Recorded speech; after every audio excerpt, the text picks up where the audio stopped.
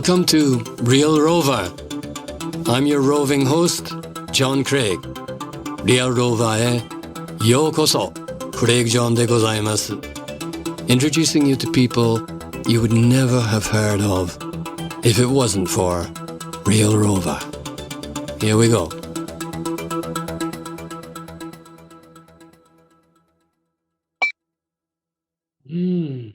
Good day, sir. Good day. Can you hear me? Can you hear me? I can hear you. I can hear you now. Good. Excellent. How are you? I'm doing very well, and you? Thank you.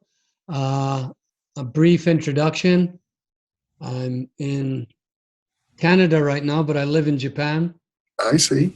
And thanks to you, since I got that John Lilly interview. With the Davy Crockett hat. 1993, I think. Yeah. Which we may or may not discuss. Thanks to that, my entire career began. Isn't that something? Yeah. And I've been bringing new paradigm information to Japanese since then. Oh. So that they can catch up, in a sense, with what's going on around the world. Mm-hmm.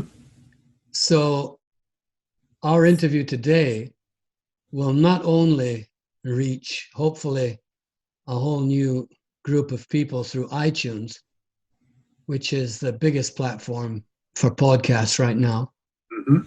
but I will also be interpreting the main points of all of my podcast guests into Japanese.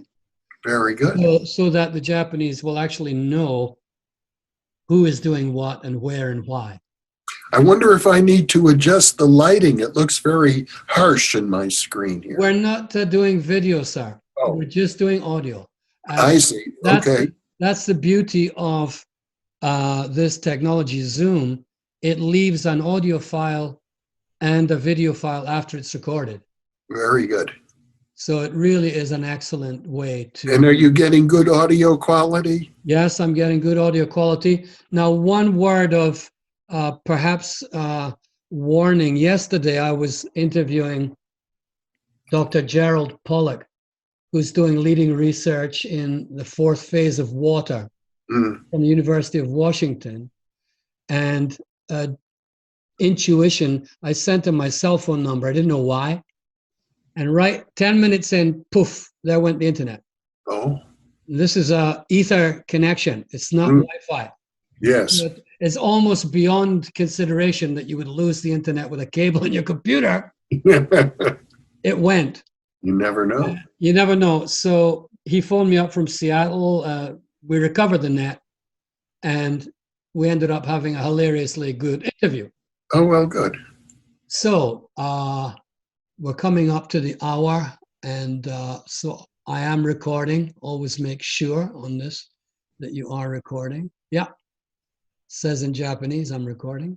And I'll do the introduction. I have all of your information. There are so many ways to introduce you.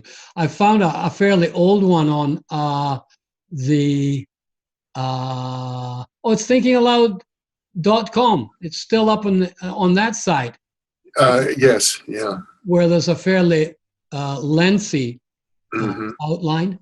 And yes, it's not all accurate. That's pretty old material. Okay, so the one I was going to use today is the one that's on the new Thinking Aloud new YouTube channel, which is quite short. Yeah. I think we'll go with that. And obviously, as we develop the conversation, people will get to know a lot more about you. So, okay.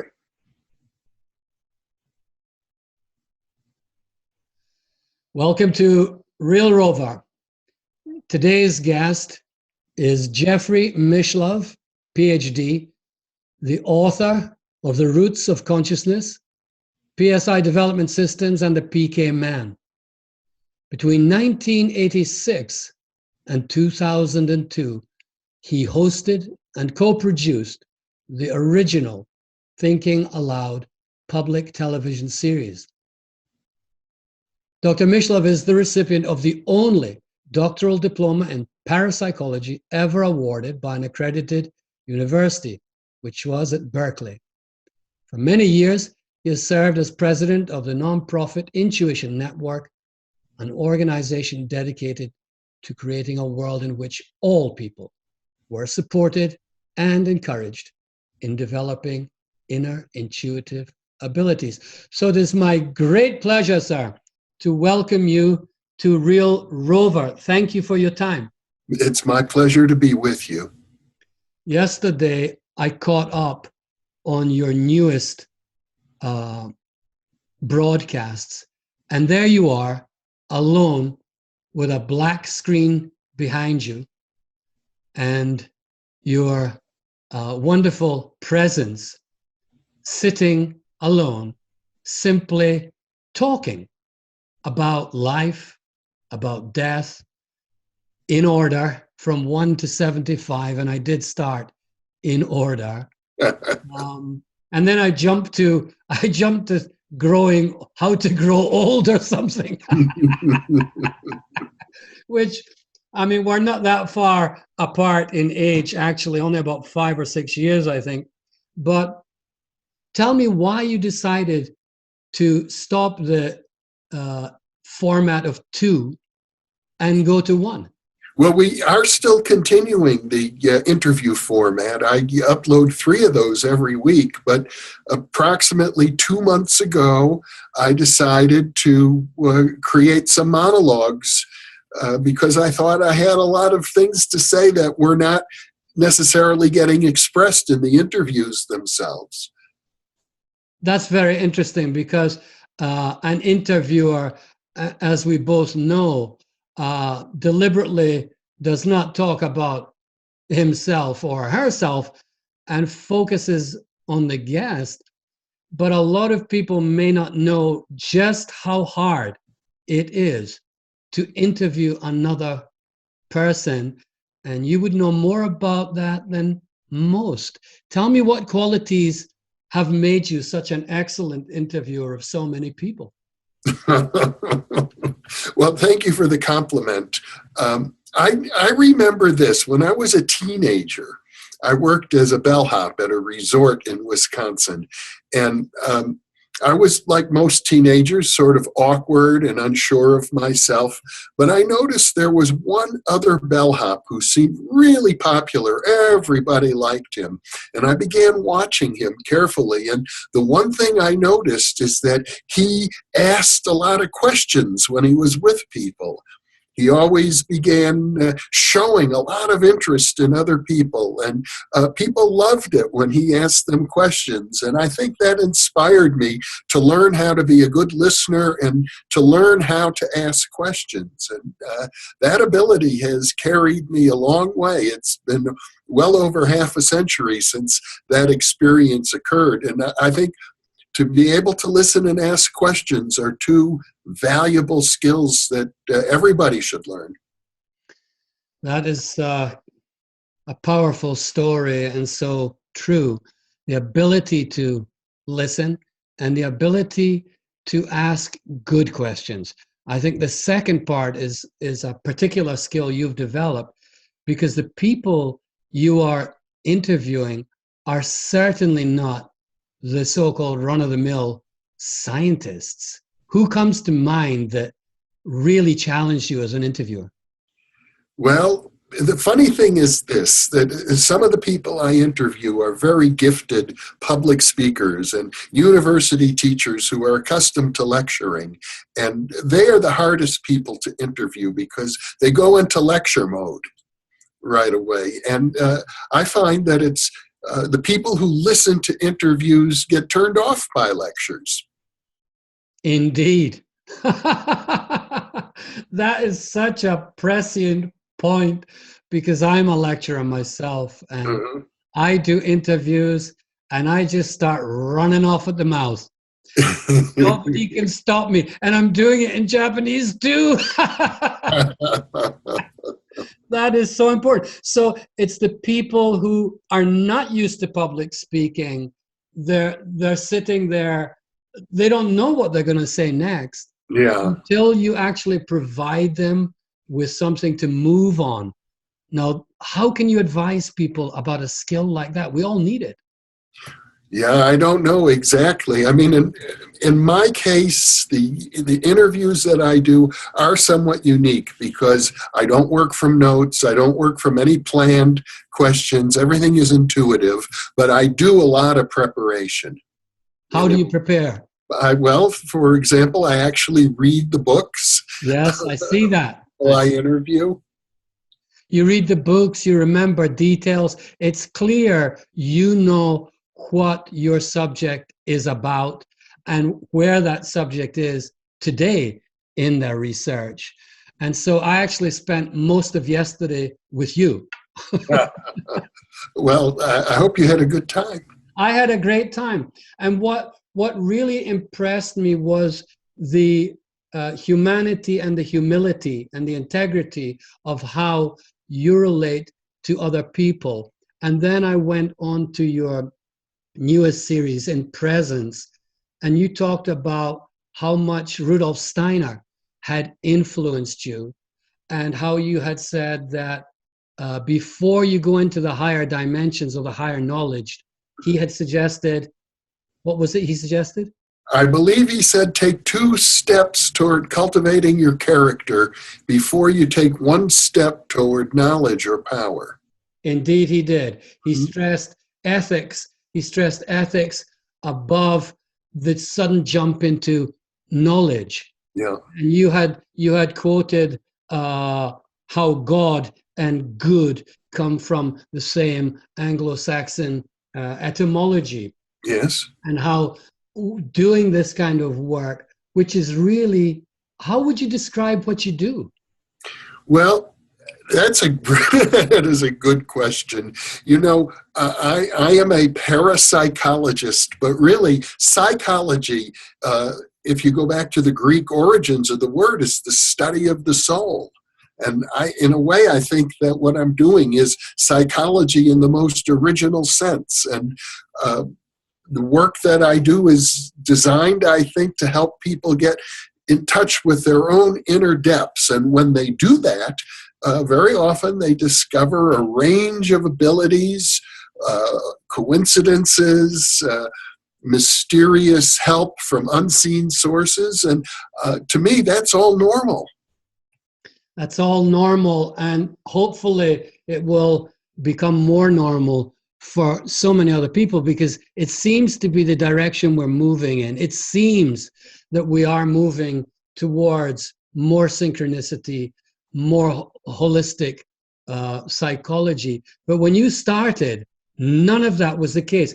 You mentioned that you had a terrible battle getting, I think, the world's first parapsychology degree. Is that correct? Well, it is correct that I have the world's only doctoral diploma that says parapsychology, the first and only. Of course, there are lots of other people, maybe as many as 200, who have done doctoral level research, and they got degrees in psychology or philosophy or education or some related field. But I set up a unique interdisciplinary program at Berkeley in parapsychology. And it is true, the closer I got to completing that degree and receiving the diploma, the more obstacles were thrown at me. Do you think this is a very common situation, or do you think that you had a particularly difficult time? Well, I can tell you this, every person I know who is engaged in parapsychology at a professional level has war stories. Oh, really? Yes, every single one has faced enormous opposition. And for example, one of our parapsychological colleagues is a Nobel laureate, Brian Josephson, who invented what is known as the Josephson junction. It's a quantum physical device. And he was once disinvited to a conference of professional physicists. And when he inquired, well, you know, what's going on? They said, well, don't take it personally, but since you're interested in the paranormal, we can't have you at our conference. Mm. There's a huge effort, and I think it's largely unconscious, but not entirely, from people who feel that this study, this field, and all of the data that is accumulated for 150 years must be suppressed. And it comes both from religious fundamentalists who feel that this is the work of the devil, and from hardcore scientific materialists who feel that this is nothing but the rising tide of superstition. But at a deeper level, I think what's going on here is that it's part of a control mechanism at an unconscious level. I think the truth of the matter is, none of us are yet prepared to live in a world in which extrasensory perception is commonplace, because we all value our privacy too much. In fact, we value our privacy so much that we hide things from ourselves, which is the great discovery of Sigmund Freud and the Freudian unconscious. We suppress things into the depths of our own psyche that are uncomfortable to us because they are inconsistent with the mores of civilization.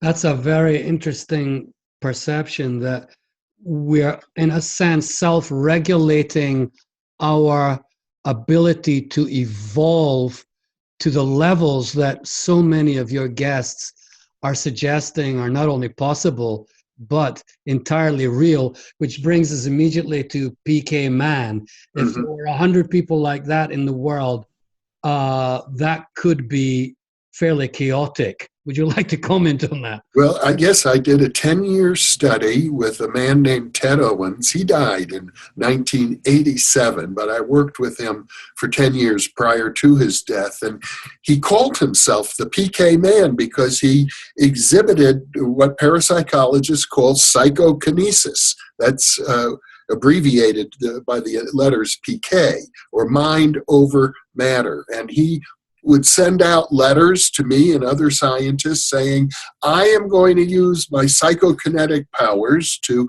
cause various large-scale, easily observable, and very hard to predict events, like a heat wave in the middle of winter, a cold spell in the middle of summer, influencing athletic events, calling up UFOs, UFO appearances, ending droughts, and on and on. And I found in my database 168 of these demonstrations, and approximately 2/3 of them, I would say, worked out more or less as he said they would. And I think the odds of a single one of those occurring would be 1 maybe in 100, because they were very unusual.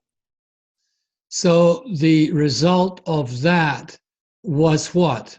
So well documented, so well researched by yourself, so well covered in the press, newspaper reports of very bizarre weather which ended the drought, including snow, which he had himself predicted, definite sightings of UFO in the area, which he did predict. If that's not scientific evidence, I don't know what is. So you produced this evidence, you documented it rigorously, and in a proper world, that should have made an enormous shift. What happened? Well, basically you have one group, a large segment of the population, who would say, this is impossible, I don't believe a word of it, and I have no interest in looking any further at your data because it couldn't possibly happen.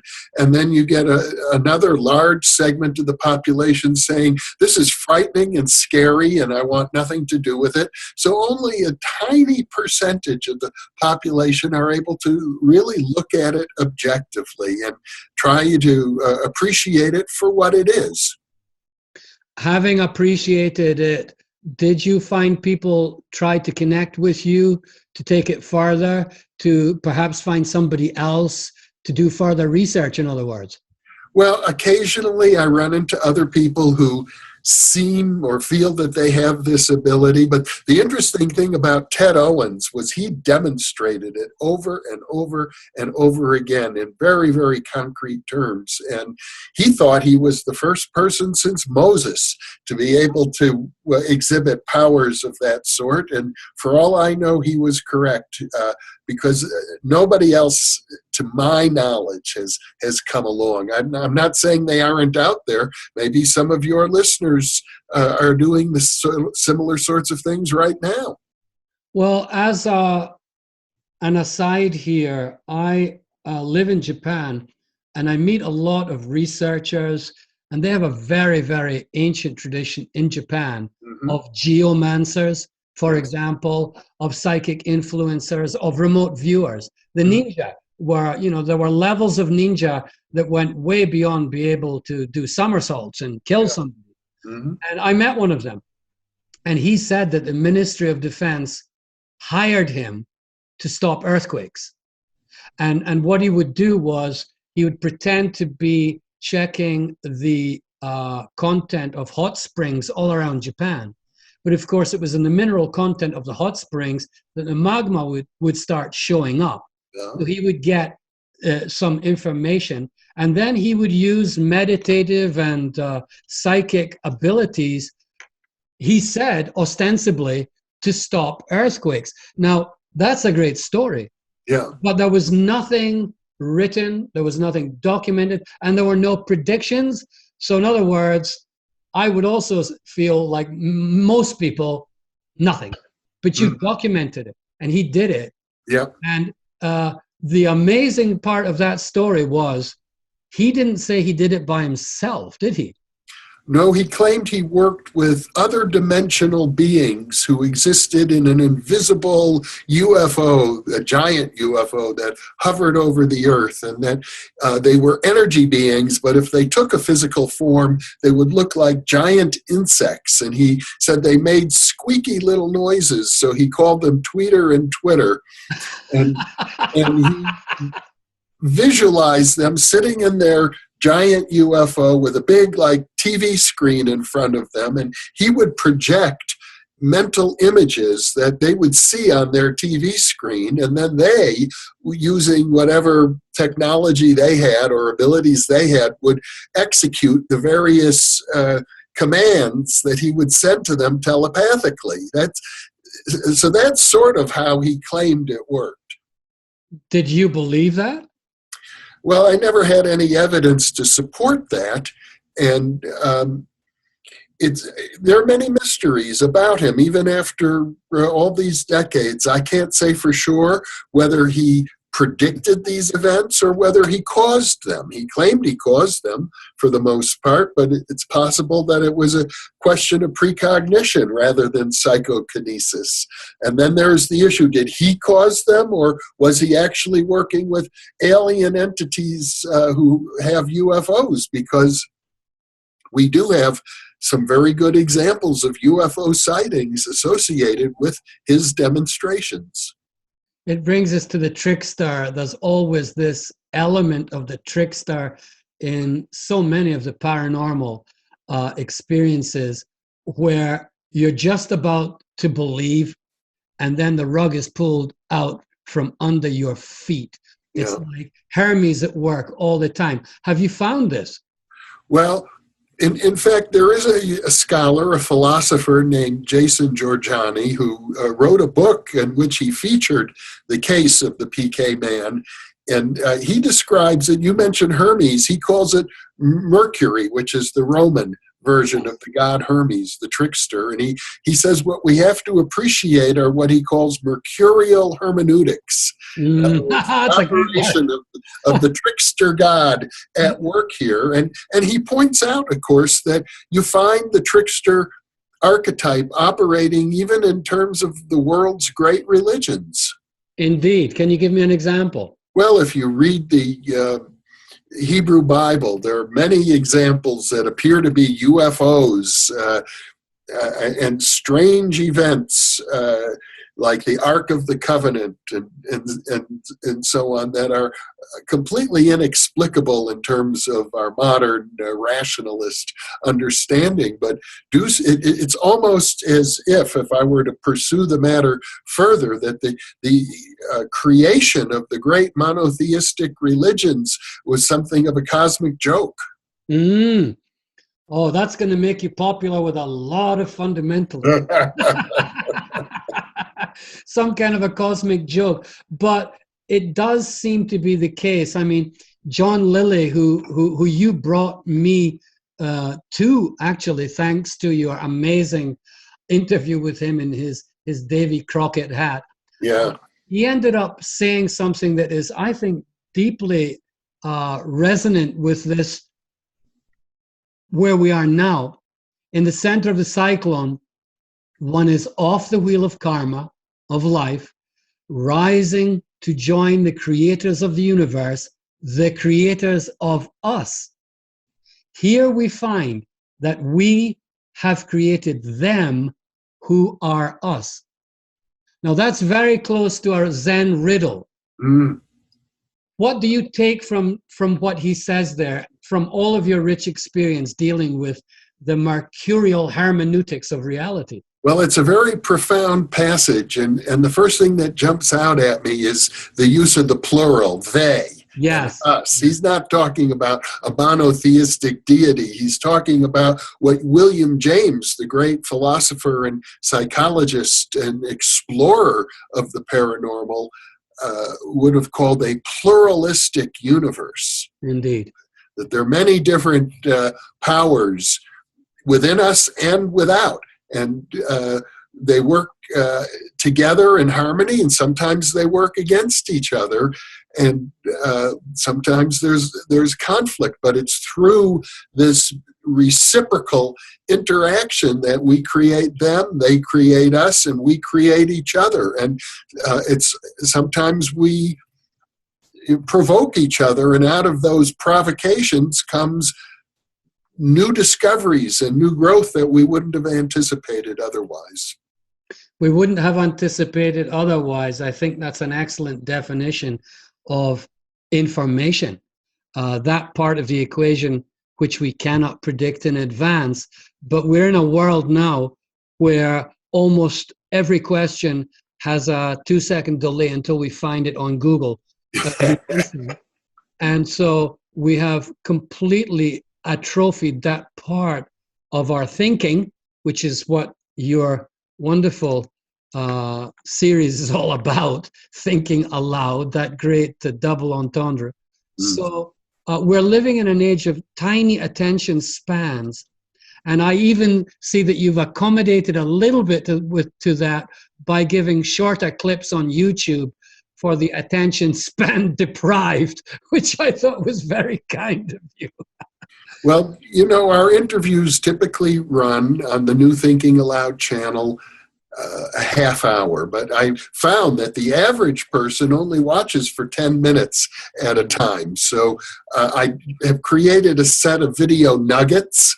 I call them little jewels that I pull out of the longer interviews, and they run about 5 or 6 minutes. And then when I started this daily series of monologues called the In Presence series, I keep those to around 10 minutes.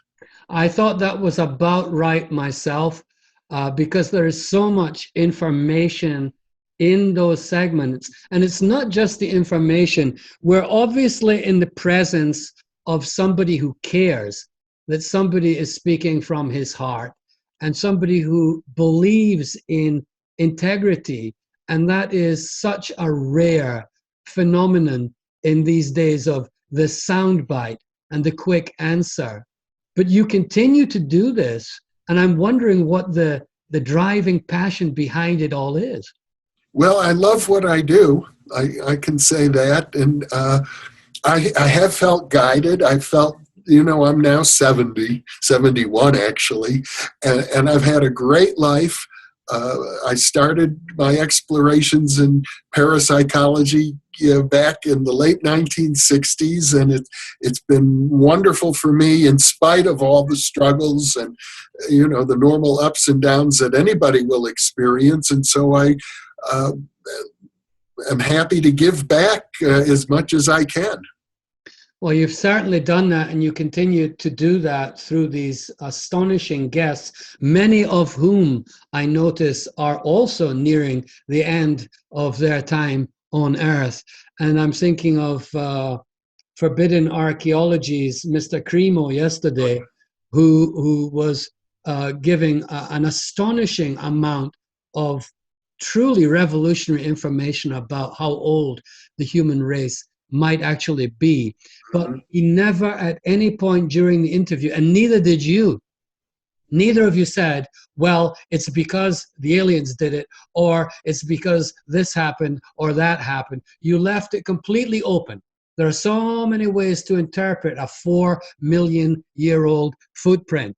There are so many ways of looking at it, but this is how contemporary science looks at it, through a tiny, narrow filter of, it can't be true, first of all.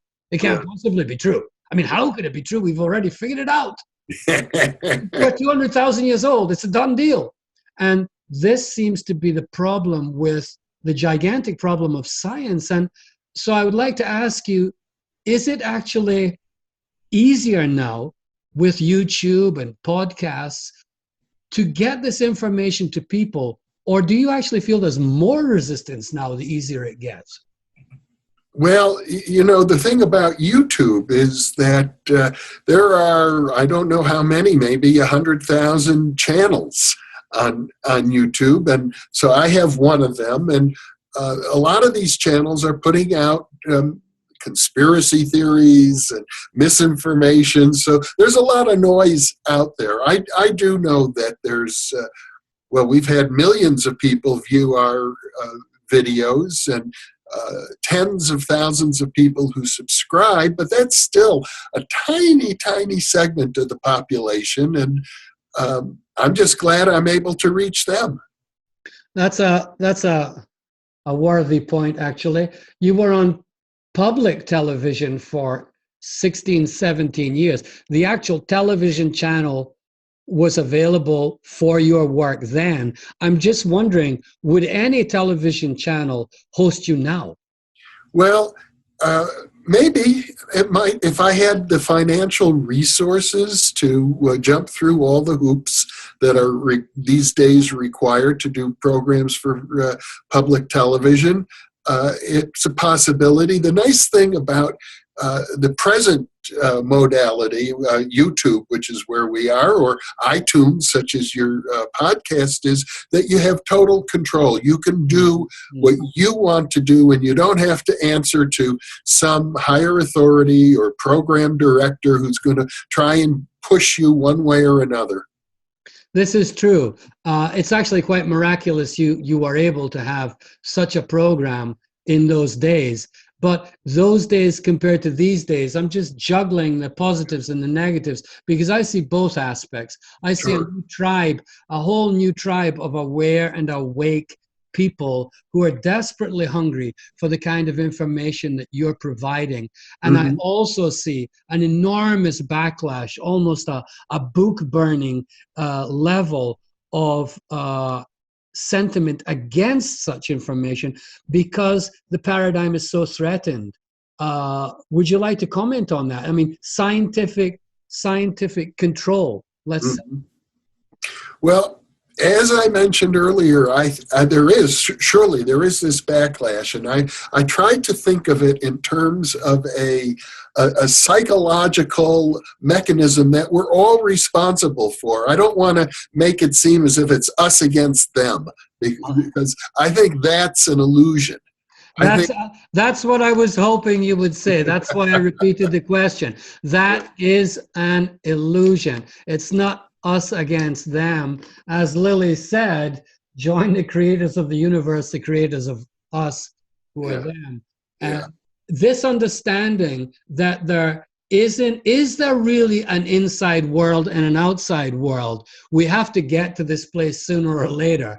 Is there really an inside world, and not taking into consideration quantum physics or any of that stuff? Well, over 100 years ago, William James, who is one of my intellectual heroes, came up with this notion of the pluralistic universe.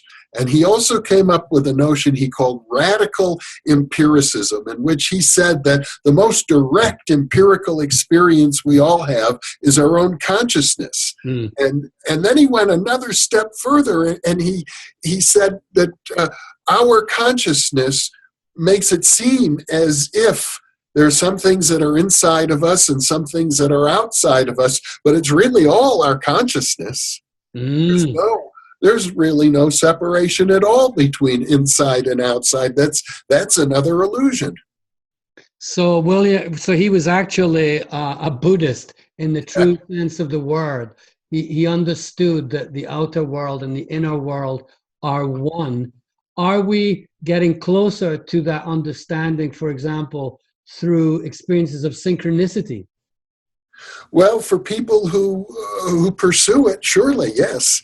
I think that there's, I would say this, roughly 2% of the population are people who are capable of appreciating synchronicity and endeavoring to integrate it into their lives, and are capable of exploring their own paranormal abilities and looking at themselves in a deep philosophical way, not just philosophically, but being able to really reach deeply into their own soul to see what is there in their own depths. I'd say roughly 2% of the population. Of course, in a planet of 7 or 8 billion people, that's many, many millions of people, and they don't all have access to the kind of information that I've been privileged to be part of for the last half century. So I hope that the videos I produce, and surely the podcasts that you produce, can reach out to that segment. Yes, they can. There are parts of each one which can kind of join the dots just when people are looking for that piece of information. For example, yesterday, Sri Aurobindo came up for the first time since I was in India. I was a hippie like you too. I was in India in the early 70s. And Sri Aurobindo, The Adventure of Consciousness. I'm reading this book when I'm 19 years old, and I'm in a loincloth and I'm barefoot. So I didn't know that Sri Aurobindo was in jail.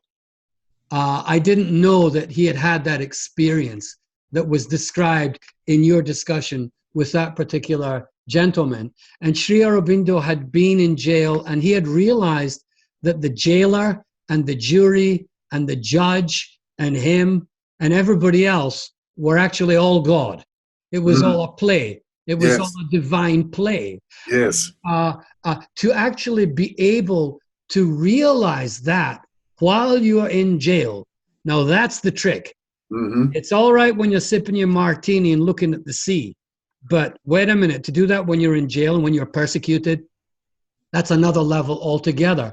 So yesterday I got that diamond of information, and it made me start thinking, yes, we have all of this psychic ability talk, and we understand synchronicity, but are we actually applying it to the way that we live our everyday lives?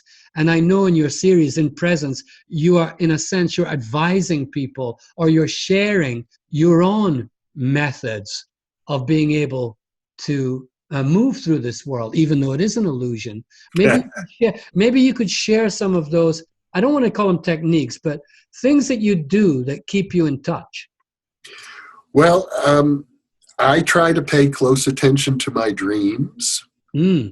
And in the In Present series, what I have recommended to people is that they listen to or view the first 3 segments. I think are especially important, because I focus in on a technique I've used all my life, which has been very, very useful to me. And there are many words for it. You could call it guided meditation, or you could call it self-hypnosis or affirmations. But it's a way of speaking directly to your subconscious to give yourself suggestions for improvement. And I have found that it's a very, very simple, elegant, and powerful technique. What could I do tonight, for example, before I go to sleep? Because last night I wrote remember on this hand, as you can see, as I did remember, the technique to a lucid dream is to see your hands in your dream, but I didn't remember. So what would you recommend tonight so that I can become more lucid in my dreams? Well, let me start with an even more basic thing. Which is, if I were to say what I think is the fundamental affirmation that is useful for everybody, is I love myself totally and unconditionally. I like it. That I think people need to start there. They need to get in touch with why they should love themselves, no matter what they think or do or feel, no matter what anyone else says or thinks or does with regard to them. We are all sacred spiritual beings, and we deserve to love ourselves and deserve to love other people, deserve to be loved by us. And that's true unconditionally, no matter what behaviors we have that need to be improved or modified. I think that was very courageous of you to mention Hitler in that particular episode. Like, yeah, we can love each other and I love ourselves. Yeah, but wait a minute, what about Hitler? But as you said, if it's true for you and I that our deep, resonant, very real and eternal selves are love itself, then we deserve to love this little aspect of ourselves that we've popped up into reality unconditionally. Yeah. It doesn't mean that we won't struggle with ourselves and with each other. Certainly not. It came at a good time for me because I tend to be very hard on myself. Living in the East, where the idea of disciplining yourself and staying within the limits of the society, not sticking out too much. Yeah.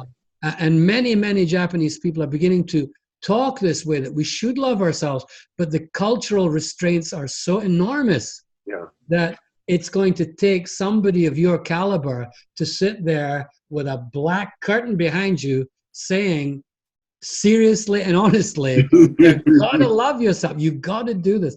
That I thought it was fantastic. And I will really take it to heart personally because I need more of it. Now, let's move into where you're going to take this from here. You're 71. You have talked about very realistically the approach of old age. And one of your guests yesterday, a very venerable gentleman who was talking to you about dreams, was of quite advanced age, and he was slumped back in the chair.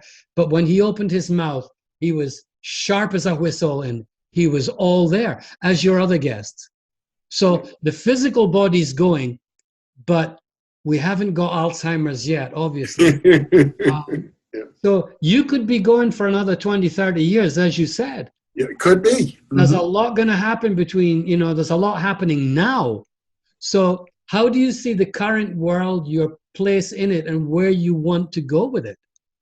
Well, it's an experiment to some degree. I'm looking forward to more audience response. I'm looking forward to finding people who are really excited about cultivating their and applying their psychic abilities. And to me, the most important thing for people who really wish to, as you say, have lucid dreams is to have a supportive community around them. And what I'm doing now with the thousands of people who view the New Thinking Aloud series is suggesting that we do that we form communities of special interest to encourage people and to provide a intellectual framework for people to begin to open up and explore and apply their abilities.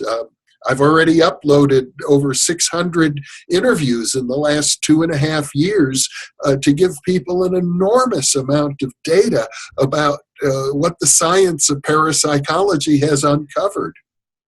What would you say the science of parapsychology has uncovered that is most relevant to us at this particular time in our evolution?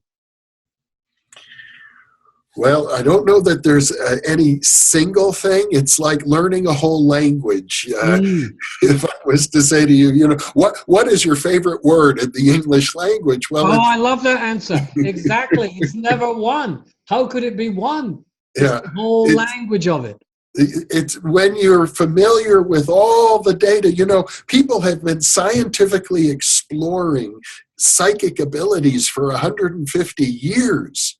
There's just a vast database, and it's sort of on the margins. It's not taught really in hardly any colleges or universities, but it's there, it's available, it's in libraries, and I'm just trying to make this information more widely known, because there are hundreds of different kinds of abilities and powers that people have expressed, that have been observed and tested and validated. And, you know, I can tell you this, as a parapsychologist, it's true for me and it's true for everybody else I know in the field of parapsychology. Whenever we speak in public, somebody will come up to us after the lecture and they will begin their communication this way. They'll say, you know, I've never told this to anybody else before, but I want to tell you about my experience, because most people don't feel that it's safe to talk about.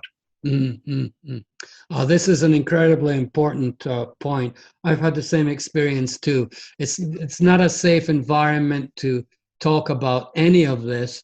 And if you have a community, which is actually what is happening now, as we learn the skills of podcasting, we find that there are communities of people out there with very like interests. We connect very quickly thanks to the internet. And suddenly we're having interviews with Dr. Jeffrey Mishlove, who we haven't actually ever met. How could this have happened even 5 years ago? So we have all of that going for us, this incredible online community spirit, which is almost like, in a sense, we are dissenters because we won't go along with the materialistic paradigm. Yeah. I think you're actually a paradigm psychologist rather than a parapsychologist, because there's something a little bit cheeky about the word para, but you know, paradigm shifting is what you're doing, and you're really doing a wonderful job. I don't know how we can thank you enough. So perhaps we could close, Jeff, with some of the people who are coming up on your new Thinking Aloud, which is all free, as I remember. Yes, it is. It's available for free at www.newthinkingaloud.com. But you know what I'd like, if you wouldn't mind, to share the wonderful story you told me about how the interview I did with John Lilly decades ago influenced your life. That's really exciting to me. I walked into Book Club Kai in central Tokyo, the only bookstore with the kind of books I wanted, which were metaphysics, philosophy, spirituality, healing, remote viewing, telekinesis, all of the things that you cover. And there was a little corner with rental VS tapes. And there it said, Thinking Aloud. And there was an interview with Dr. John Lilly, who I'd heard about. I went home and listened to it, and there was your incredible interview with this guy sitting with a Davy Crockett hat on, and I think he had one glove on, maybe. Bizarre-looking guy. And I thought he must have been so difficult to interview because he's so far out there. This guy has traveled the galaxy inside his isolation tank. He's gone where no man has gone before. And you're interviewing him. I thought that took so much brass just to do that. And then within 6 weeks, I was sitting on a stage in Osaka translating John C. Lilly's lecture about dolphins. 6 weeks. So talk about synchronicity. He ended up with me, Jeff. He lived with me for a week in Kyoto, and I used to take him to breakfast every morning. And what you said about questioning really comes back to me, because if you just said to him, would you like some coffee, John, or tea? And he's smoking his cigarettes and he's reading fiction, But if you said to him something like, do you still believe that those entities were aliens? Or do you think they were actually part of your own consciousness? Then suddenly this old guy would snap to attention, and he was right there. Yeah. Finally, we have a question. So I got to spend precious time with a man at the end of his life, thanks to you, and the synchronicities abounded. And it proves to me that those of us who are exploring these worlds are connected in very strange and mysterious ways. So that's my story. That's a wonderful story, and I'm glad to have played just a tiny role in your adventure. Well, I would like you to play a lot more future role in my adventures, so I hope that we can meet in person. I hope that we can do more discussions, and I will certainly be taking the opportunity of sharing this with the vast number of Japanese who really are looking for somebody with your kind of, if you'll excuse the word, credibility. Because there are so many flaky teachers out there, especially in Japan, so many people making money off of spirituality and selling their snake oil, that, to meet somebody of your caliber and integrity, they're very fast at sniffing out fakes in Japan. They'll wait a while because they're polite, but then they'll get rid of them. But when they find somebody who's real, and remember, we're talking through real Rover here. When they find somebody who's real, that person is usually tremendously supported. So I would like to visualize that with you in closing. Dr. Jeffrey Mishlove, it's been a great pleasure and a great privilege to talk with you today. Thank you so much for your time, and I hope we meet in the physical realm. I look forward to that. That would be wonderful, John. Thank you. Thank you, and goodbye. Goodbye.